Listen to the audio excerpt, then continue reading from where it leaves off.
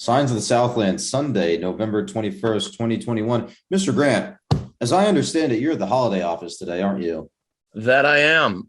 We can talk about why later, other than the obvious Thanksgiving related reasons. But yes, beautiful, breezy, definitely breezy today, Chicago. But we'll be around throughout the week. Do you want to start with a sport that you seem to be representing with your jacket there? Yeah, we can say that swimming, as many listeners probably know, is near and dear to, well, both of our hearts, but particularly mine. But really strong weekend for swim and dive. I think it is safe to say it's very tough to compare apples to apples at an invite, given there's a lot of teams there. I mean, the men competed against teams that were all ranked above us in from the Rumble Seats proprietary cap rankings, and Tech's 28 in those, so they're not exactly slouches. Five top 25 teams or top 30 teams in our pool for the men, and then the women were up against those same five teams plus a solid mid-major in Florida Gulf Coast and Iowa, who I thought had cut their swim program, so maybe it was just diving. I didn't actually check because they got kind of smacked, but Look, they had to pay Kirk Ferentz somehow. So the men's and women's combined teams that were here were Florida, Florida State, Auburn, and Georgia. So really, everyone from our neighborhood. Also, I don't know if anyone pays attention to this, but I've literally never referred to the school in Athens as their actual name in any article in 5 years, which I continue to plan on doing this week in the swimming article. But that's proving a little bit challenging. If you read the recap, we'll talk about men's basketball in a bit. But you just have to use different metaphors. It's School in Athens, school out east. Pile, let's see, little Shantytown University. This is a little bit much, but I usually stick to the school in Athens or Athenians. But that also feels a little bit too grandiose. That being said, don't give them too much credit. There's plenty of rabbit holes we could fall down here, but in terms of the top teams from the Southeast, you miss a Tennessee, you miss a Bama, you miss the North Carolina schools, but that's starting to get out of the way, and we've already seen them this year. But other than that, like Florida State, honestly, in the pool, probably our top swimming rival, I don't think is too bold to say, given that we don't swim against UGA one-on-one every year. You see Florida, one of the best, most decorated teams in the country, probably every year for the last 30 years. Auburn, one of the most successful schools in the history of the sport as well. And then we already talked about FSU, but the obvious concessions that need to be made towards Athens as much as it burns. So yes, a very decorated field, all very good teams. Tech took fourth on the men's side, beating the aforementioned school in clean old splash and hate. Ooh, very clever. But you're getting booed for it. The ladies did finish fifth out of the combined teams, only ahead of FGCU and Iowa. Really, there's a lot we could dive into here. There was a fantastic recap on ramblinrec.com that I cannot thank enough for making it easy to compile some opinions, seeing all of our B cuts, A cuts, program records, etc., all in one place. I want to color this by saying this man has now dropped in our shot sheet a 30 to 40 cell or row Excel table of just like A cuts, B cuts, zone cuts, times, and events of just notables from this weekend. It's everything that resulted in a cut of some kind. So A cut, B cut, and zone cuts split between or combined between everyone. There's 35 between the diving, swimming, men's and women's. There's a couple new faces on here that probably regular listeners or even, me and you wouldn't necessarily recognize, be they freshmen or whatnot. We had one A cut. I think that's probably the most important to lead with. An A cut, as we can definitely talk about later more, is a automatic berth in the the NCAA championship. Yeah, words are hard. But automatic berth in that. It also comes with a freebie all of your B cuts. So yeah. And once you qualify one guy for NCAAs, then there's some rules that pertain to relays and things like that. We'll So just copy and paste your explanation from last year into a future episode. oh yeah, we'll talk about that more in February. But the point is, Christian Ferraro not only solidifying with his 140.33 in the 200 fly, a fantastic swim, program record A cut for him. It has trigger effects for the rest of the men's team, which is very, very good. So should be good to see them there. Ferraro broke his own record and has gotten the A cut in the past too. A lot of swimmers get invited just based off the B cut and being conditional. So, but once you're in, you're in. So great to see him in. So, book those tickets for NCAAs now. We'll have athletes in the water. That being said, it's a home meet too. It's all a home meet. Oh yeah. Yeah. It's a home meet. You don't even have to go far if you live in Atlanta, but yeah, the other team records, Berke Saka in the 200 back. That's his Olympic event. Great to see that record fall. We noted Ferraro. We also have Claudia Butterfield representing the women here. Her 100 breast is tantalizingly close to breaking that minute milestone, which is pretty big for swimmers, pretty big mental thing to get over that hump. But read the time. Come on. Isn't it 1:00:90? Yeah, 1 minute 90 milliseconds. So not 90. Well, you can't do 90 seconds, but 1 minute 90 milliseconds. That's ridiculous. Yeah, it's fantastic. Oh, Saka also at 140 in his 200 back, noting well that given that he swam it in the Olympics, it's good to see that translate to the short course yards because it does make a bit of a difference, pool to pool or pool length to pool length, I should clarify. And then you also have Mert Killebrews joining his 1,000 record that he broke the last time out. I believe this is his either fourth or fifth meet, depending on how you count this weekend, last weekend, etc. SCAD. Anyways, he's only swum a handful of meets, and he has the 1,000 and 1650 free records. So those are probably the most notable. But the different swimmers, we had a couple divers. Alan Mann grabbing a couple diving zone cuts. Cami Hidalgo getting all three, the 1, 3, and platform. You had Ruben Lechuga in the 1 and the 3, and then a couple more platform qualifiers. And then notably, I think probably the main other storyline, we haven't said Kaio Pumpudis' name at all. So, wild to see them doing all this without, their one of their bigger stars between him and Ferraro. And then Batur Unlu also has not been mentioned. That being said, there was a lot of B cuts from a lot of the supporting players. Antonio Romero, a very, very good freshman, showed it with 3 B cuts, probably being the breakout swim. But I know that's a little bit all over the place. If you have any other overarching comments, I think that about wraps it up in terms of the notable swims. But again, great to see some freshmen and more depth getting those B cuts. That's good for the trickle down effect. Yeah. I want to go back to something you said about there being some some new names or names that we didn't recognize. Going through the list, Carmen Woodruff on the diving boards, Clark Wakeland on the 500 free, Justin Alderson, I think we've talked about, Leandro Oderisi on the 100 breast, and then Zora Rudkova on the 100 fly. I think those are the breakout names that we saw this meet, and names I hadn't heard before. So that's what we're here for, to bring you new content about swim and dive. Yeah, the Romero bit probably being, like I said, the breakout. We have not mentioned him at all. We've talked about Austin Daniel being speedy in the past. Wakeland's been around the block, and then Alderson kind of coming into form as, great relay swimmer, but not necessarily getting the Unlu, Saka, Ferraro, Pumpudis treatment in the past. So great to see some of those folks fill out, and hopefully Pumpudis comes back strong.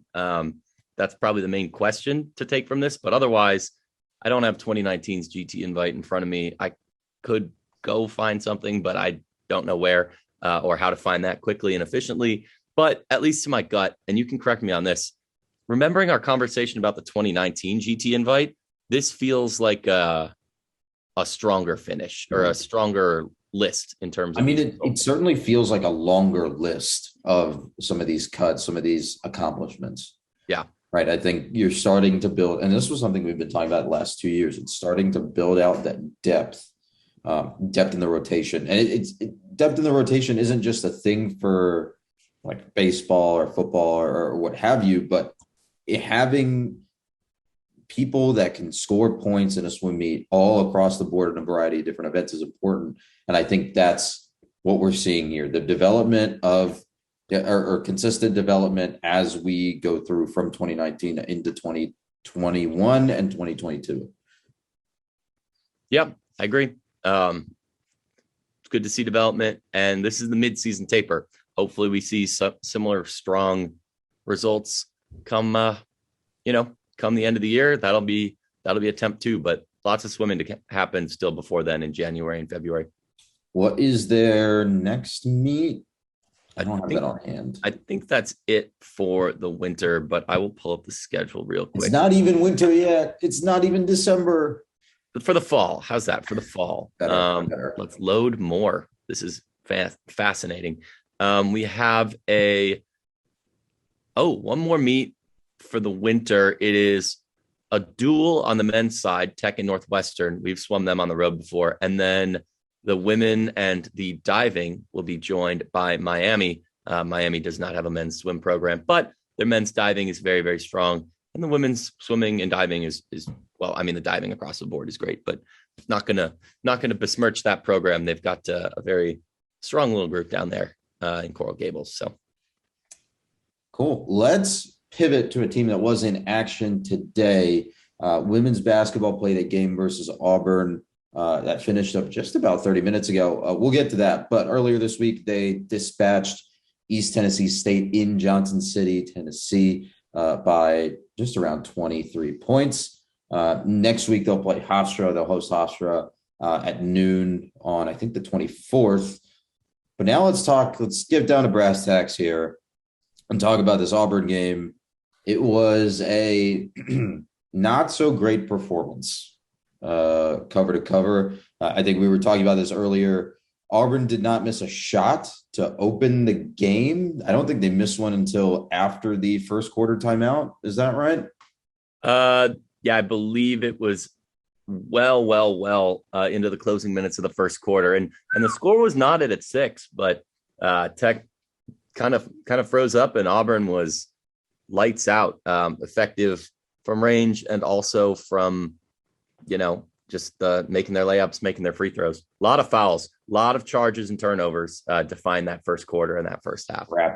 Scrappy effort. I think we need to set the table a little bit, paint a little bit of the background in this scene.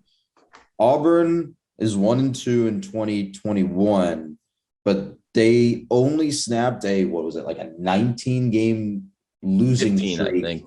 last 15, 17, week. Something. Yeah, it was I think the broadcast said 19-game losing streak last week by beating Alabama State at home, I believe. So they lost the last 15 to 17, something like that, games of last season. Were 0-15 in SEC play.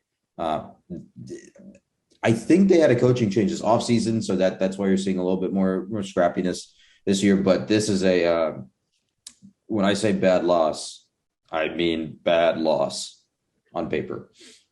Yeah. I mean, they made a good hire, don't get me wrong, but the fact that they still stumbled out of the gate, their win, I believe, was against Alabama State, which is not exactly an inspiring turnaround. Not a real UConn, not a real UConn in this sport. You're going to have games and experiences, and we saw this last year. This team lost to Boston College last year. Again, 3 fixture week, what have you, but I don't know. They kind of struggled on Sunday too. I don't know if it's the building and being in McCamish. That sounds silly, but they just didn't look like they have. Granted, we couldn't actually see the East Tennessee game because there was no live stream. There was no live stream, no radio, no nothing. I think there was radio. I thought I tuned into Richard and Courtney when I was driving home. Well, it was nigh unwatchable, literally. Yes. Yeah. Well, you can't, if there's no eye test, you can't really do much with that. But, they were solid. They played a similar game to CMU. and Kennesaw State. But I don't know, like you can't go 3 for 11 on your layups in the first quarter plus and expect to win a game. Frankly, you're expecting on easy in shots like that, being closer to 80%. They weren't awesome from the charity stripe. You combine those things and Tech goes from what probably should have been based on how they played in the second half, a double-digit win to we lost to Auburn by a couple possessions and scrapped it out at the end, but they never really could close that door. Auburn always responded before Tech could get closer than, I believe, 5. I think the broadcast noted that the closest deficit was 5, or the lowest deficit was 5. Like, don't get me wrong, they didn't give up, and there's nothing that you can say poorly about the team or individuals, and no one should, because this is a very good team and they're going to bounce back, but they just now need to go out and bounce back and use that Hofstra game before a very tough first 2 weeks of December roll around. Using Hofstra as a get right game would be really, really important. There was one other news item that came out of this game that you had mentioned to me when we were preparing for this. Kiara Fletcher is out for the year with foot surgery, or after some foot surgery. I don't know, and I don't think they mentioned this on the broadcast, at least while I was watching. I don't know if that means she'll get a medical red shirt. It's unclear what that situation is going to be, but that's something to keep an eye on in terms of her eligibility. Yeah. One thing I do want to add, I'm pulling up more of the stats, but it was kind of interesting to see the how do I put this? The roster management, roster utilization, because and correct me if I'm wrong here. Again, there's I guess we could try and pivot to live stats, but I'm trying to find the exact watch online, ACC network, buy tickets. Give me a second. Box score. Yeah, vamp for a sec while I pull up the ESPN box score. The thing for me about this game is it's just on paper, this is a really bad loss. Maybe Auburn is better than than we thought they were. They're a team that really believes in themselves. They played a really tight game, especially on the defensive end. But we've seen it in this so far this season. One, I think you mentioned it earlier, this team, Georgia Tech, has struggled to start hot. And they've also had some very peculiar offensive rotations. And I think that may have also come into play here, where you have Lorella Kubai sitting right at the top of the key a lot. And that obviously that's not necessarily her usual spot, right? You really want someone of her size, her skill, to be in the post, to be physical in the post. But she's up there, and she's trying to work the ball around and make space for herself, which is an interesting tactical shift from relying on maybe a more traditional version of her staying in that post as a post presence. Yeah. One thing I will note is we did not see any of Loyal McQueen. Didn't have much insight on that. If they said anything on the broadcast, I certainly missed it. It is worth noting that Kubai was also playing in foul trouble fairly early into the game. Tech had 12 first half turnovers, which is not great. Many offensive charges were noted in particular, but Kubai finishing with only 28 minutes. Again, 28 minutes is a lot of minutes, don't get me wrong, but that is definitely less than she is used to seeing. She finished with 4 personal fouls. Aaliyah Love only had 28 minutes, had 5 personal fouls, fouled out. You definitely want to see more of both of those players in the game. Love has been pretty reliable and transcendent. She was 3 for 6 on field goals. Tech was very cold from 3, going 2 for 11 on 18% shooting, 35% shooting overall, which is not bad, but could be better. But the free throws, only making 58% of those, is very tough. You go to the line 19 times and only come back with 11 points. Again, it feels like we're circling back and going, oh, what is this bench utilization? But where are these players at? What's going on? Why can't they make these easy things? you gotta struggle in every season at some point, even if you're a top 20 team. We said it about volleyball. We'll say it about baseball in the spring. Presumably they'll be, hopefully picking up where they left off, things like that. And not every game is going to go your way. Not every game is going to break your way. And really, the fact that they only lost by as little as they did and rallied in the second half, I don't think you could have written a more disaster scenario for Georgia Tech in the first quarter. 10 minutes without scoring, finish the quarter with 6 points, can't make a bucket. Like, you're turning the ball over a lot. You're drawing a lot of fouls. Some of your best players, a top 25 player in the country in the form of Kubai, is sitting on the bench and only yields 6 points. Like, if that's as bad as it's going to get for Georgia Tech, granted, they're going to play better teams, but I trust the staff and I trust this team. Like, somebody's going to get right somewhere. Mm-hmm. They've got. I don't think we've actually said the final score. We keep talking about a multi-possession loss. It was 59-51 Auburn. Not a great line. I think that's adjusted by a couple of free throws at the end. Well, like we said, it got down to 5 pretty late, and Tech fouled to try to stop the clock. But it is, and the 8-point margin, if you exclude the first quarter, they win the game by 5, and that's including the free throw nonsense there. It's not like Georgia Tech was out of this game or uncompetitive. So don't take that away from this segment either. It's just, man, that slow start, whatever was first quarters are important. Quarters are important. Yeah. And this team needs to, and it's something, like I said, or like both of us have said, it's something that we've seen in a lot of these games so far, is that first quarter is a slow start. And that's something that needs to be worked on as we continue to get through the season. Yep, I agree. And get right against Hofstra, take the longer break, rest, recuperate, watch film, like that's what you got to do.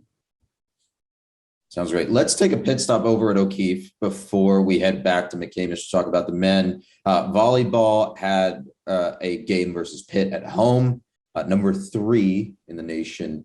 Pitt, they won, I think, the first set and then lost the next 3 for a final score of 1-3.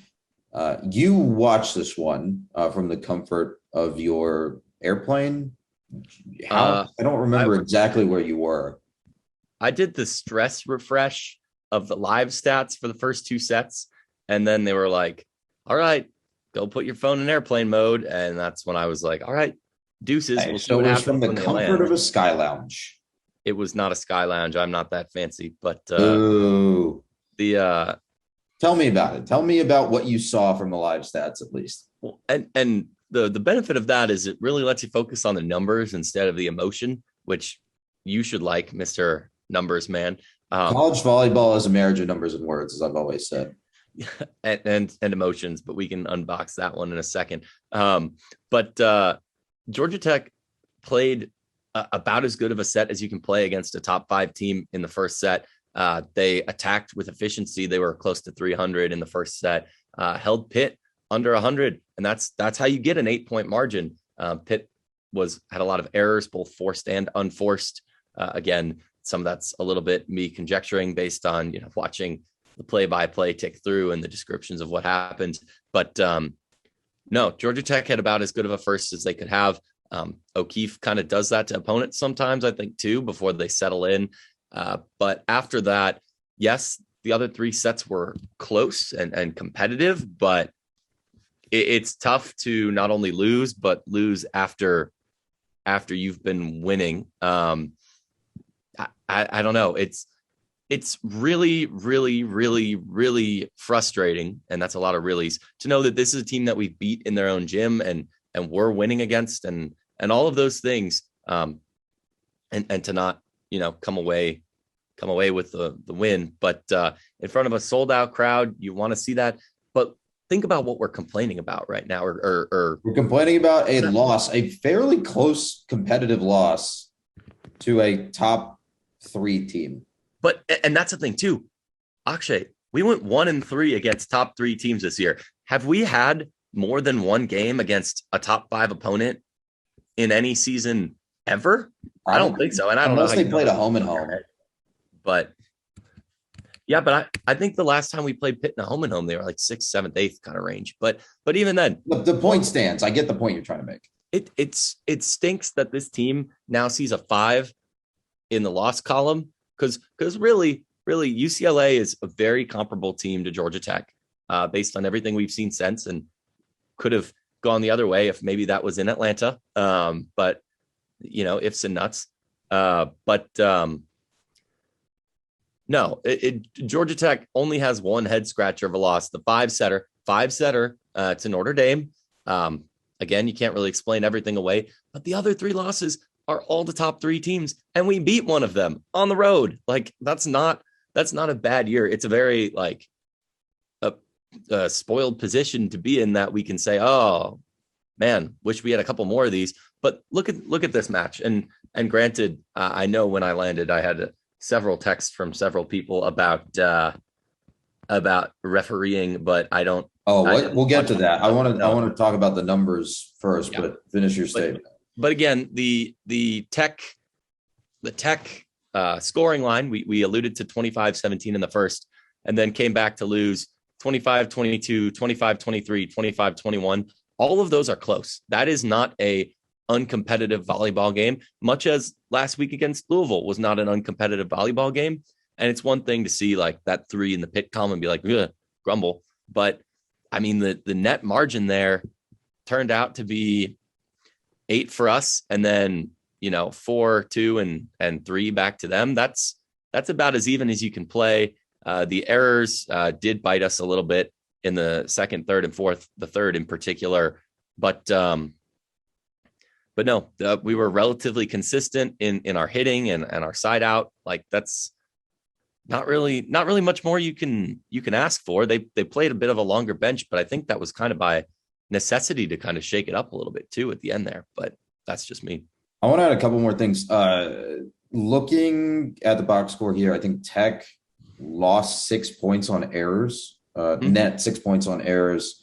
They actually outscored, if I'm reading this correctly, which I guess I don't really know what points means in this context. They outscored Pitt. Actually, it says 72.5 to 66.5. I'm not a volleyball expert, so I can't really tell you what that means, but I assume it's good. I think it comes down to those net 6 points, right? That's really the killer here, because Tech has, let's see, 21 attack errors to Pitt's 17, 12 service errors to Pitt's 8. That'll kill you right there. 12 service errors. And there's a couple more here as well that I didn't read off, but you're handing right there. You've handed Pitt 8 points on attack and service errors. And in the first set, you held them to a 0.065, a 65 attack percentage, or not even 65, a 0.065 attack percentage. Well, and part of that too is Pitt did commit a lot of errors. So that since an error counts as a negative, really skews that hard. But I think another telling sign to look at is the side out percentage for Pitt in the first 44%. That means Pitt wasn't doing a particularly effective job of receiving the balls that they got, so. Mm-hmm. But I think it's full credit to them because they adjusted, right? They either made some tactical adjustments or cleaned up their act, because you see 44% in that first set, 72 in the second, 70 in the third, and 76 in the fourth, whereas Tech stayed at right around 60 or 64 to 66 the entire game. So there's definitely some, obviously that's the difference in the game, but you can see in those numbers plainly that there was a attacking adjustment for Pitt, and Tech was not able to combat that effectively, or at least in order to close that gap. Yeah. And I do want to reiterate just at least a little bit the consistency that we did see from Tech. Yes, a little bit higher in errors in the critical third set. That probably would have made a difference there to limit a couple of those. But in terms of the hitting consistency, in terms of the, again, other than the errors, the reception consistency, I don't think you can say that this was a game where we just got a little bit outplayed. And it stinks to lose games where you get a little bit outplayed. But again, this is us speaking from a position of privilege to be 21-5. Hopefully understanding in terms of the coaches RPI's numbers, so that doesn't need as much understanding per se, but it's a good team. We've played a lot of good teams. Would you say it's a quality loss? Yes, I would. The ACC is the best conference in the sport this year. The Big 12 doesn't really count because there's only 10 teams, and so we have a little bit more dead weight at the bottom. But our best are as good or better than the best in any other conference. And I know that sounds a little arrogant being an ACC guy, but it's important to celebrate historic things while they're here. Speaking of the ACC, I do want to note that one, Miami is now in front of us, a Miami team that we beat 3-1 in the regular season. Said Miami team plays an 11th ranked strength of schedule in terms of conference teams based both on their overall records and their ACC records, while Tech is second and third respectively, despite, not having to play Georgia Tech.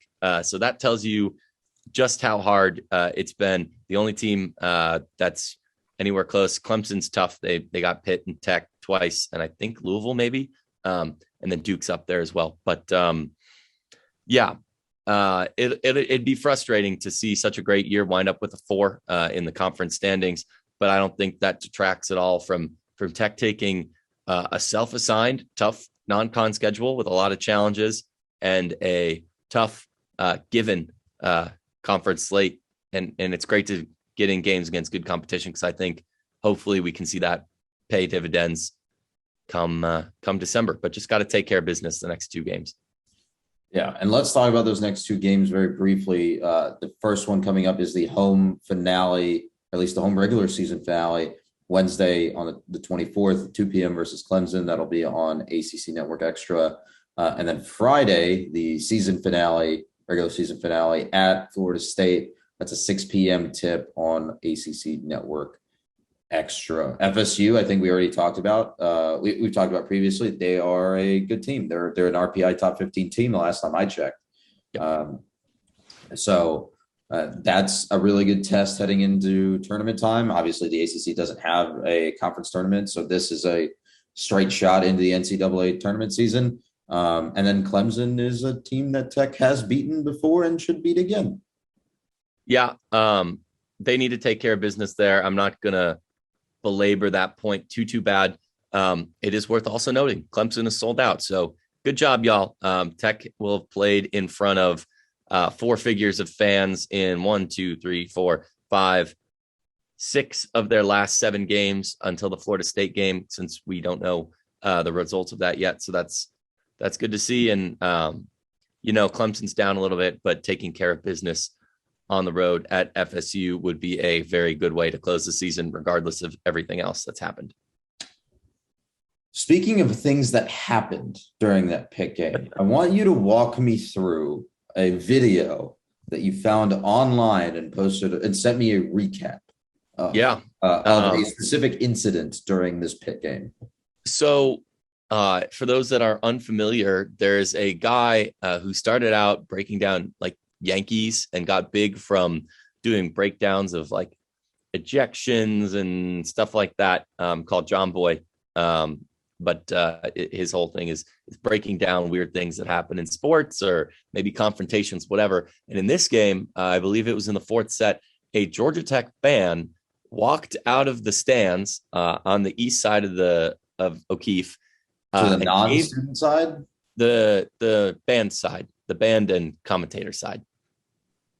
Wait, no, the band did they put the band on a different side of the arena this year? East side, the highway side of O'Keefe. Okay.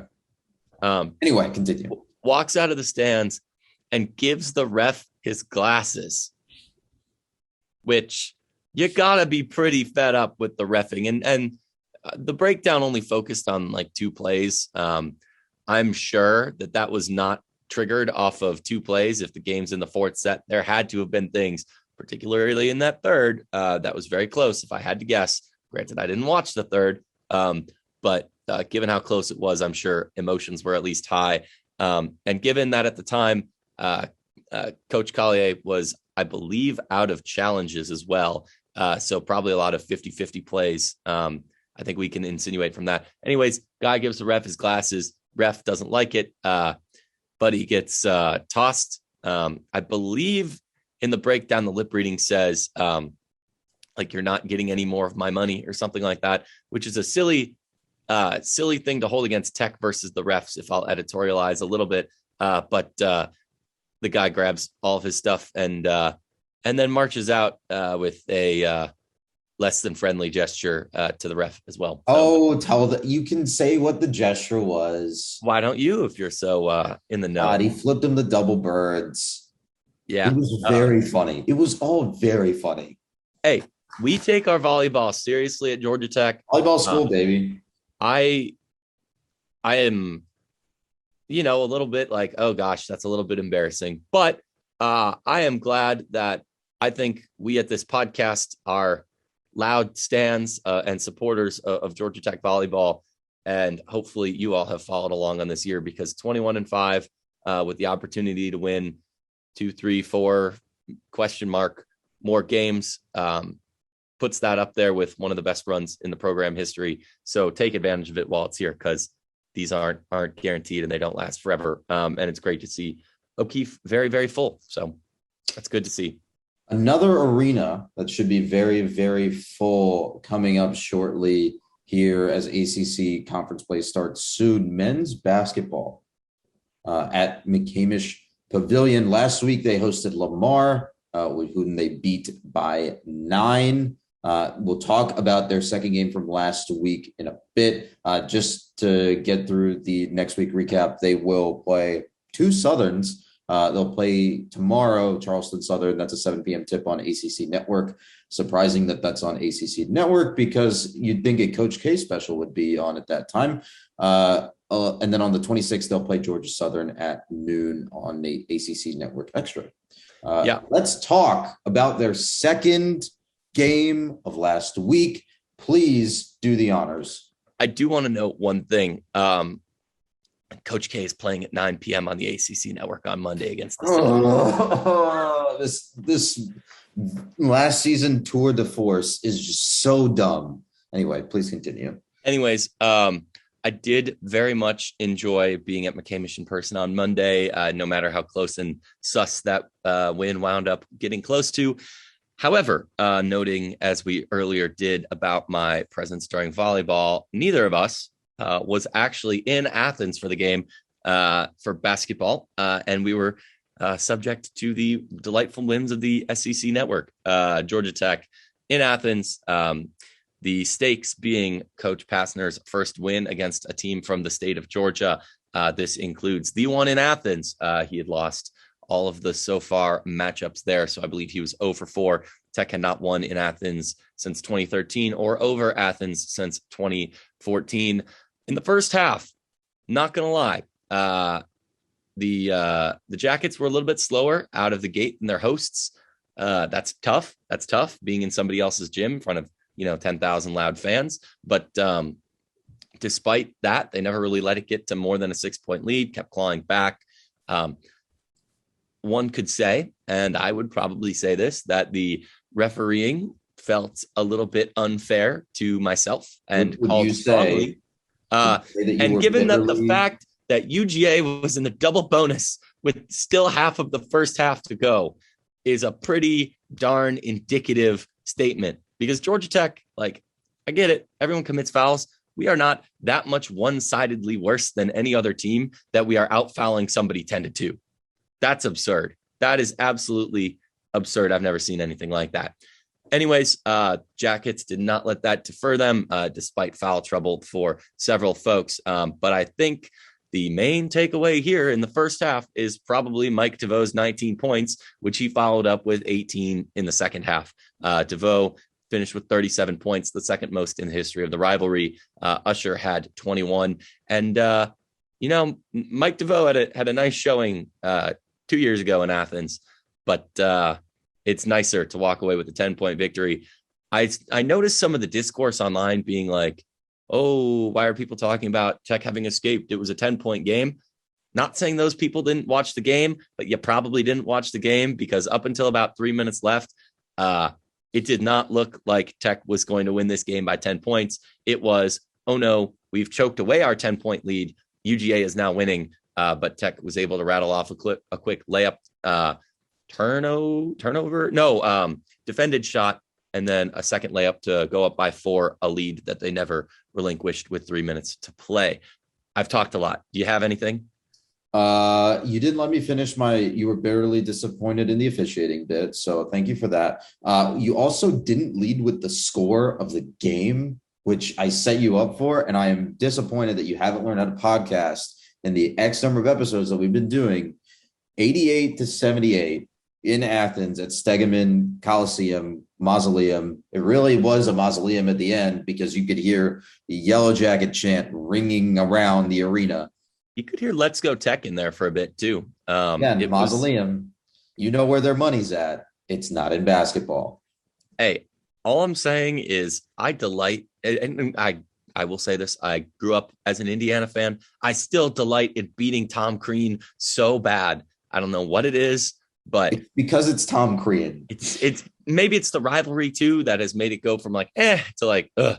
But UGA had several very solid performances, from their crew. It was noted that there was quite a few just like very impressive long threes. I think that was something that kept them in and active and up in the game, was their effectiveness from range. But Tech, 88 points on, I believe it was close to 60% shooting, right? It was a meme back or a fact, I guess, in 2017 that I'm pretty sure Georgia Tech did not lose if they scored 70 points. And those offenses of those first 3 Pastner years were a lot more like, please, let's just smother them until they go away for opposing teams.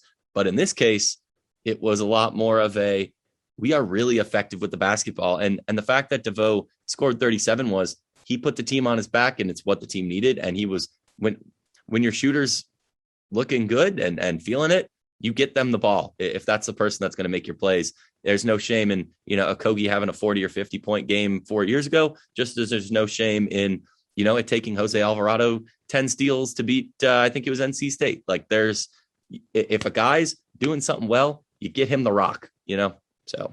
Well, in Alvarado's case, he technically took the rock, I guess.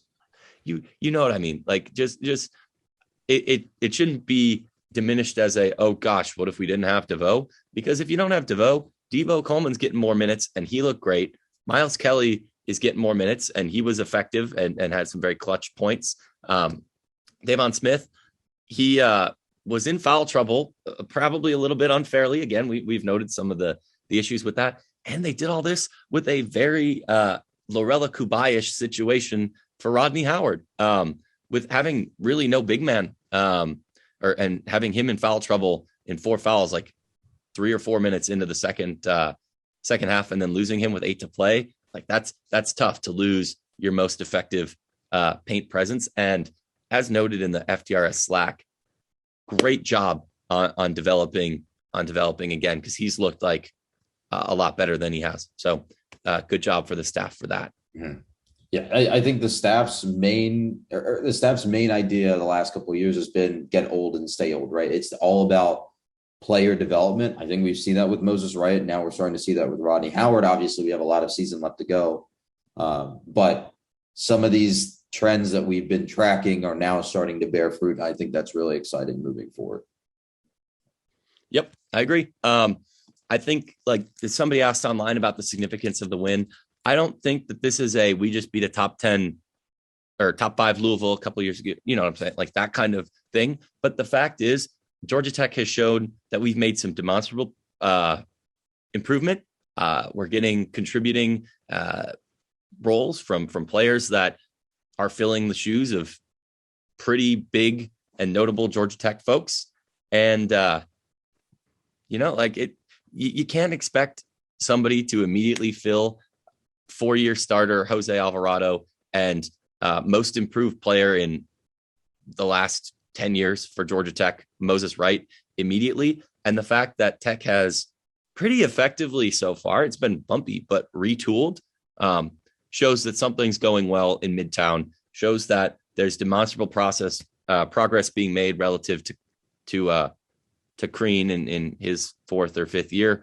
And that's always going to be a measuring post, even if UGA is not a basketball school in the way that it's a football school, or I guess we don't have a women's gymnastics program, but they're great at women's basketball and softball, and they have good baseball. Like, these are demonstrable things. Basketball is not really their game. You want to be better than them. We should be better than them. And on Friday night, we were better than them, despite being in a hostile environment and less than ideal circumstances. Said better than I could. I think that is it for our recap this week. Like I said, for men's basketball this week, they will play Charleston Southern tomorrow, 7 p.m. tip, ACC Network, followed by the lovely Coach K, unfortunately.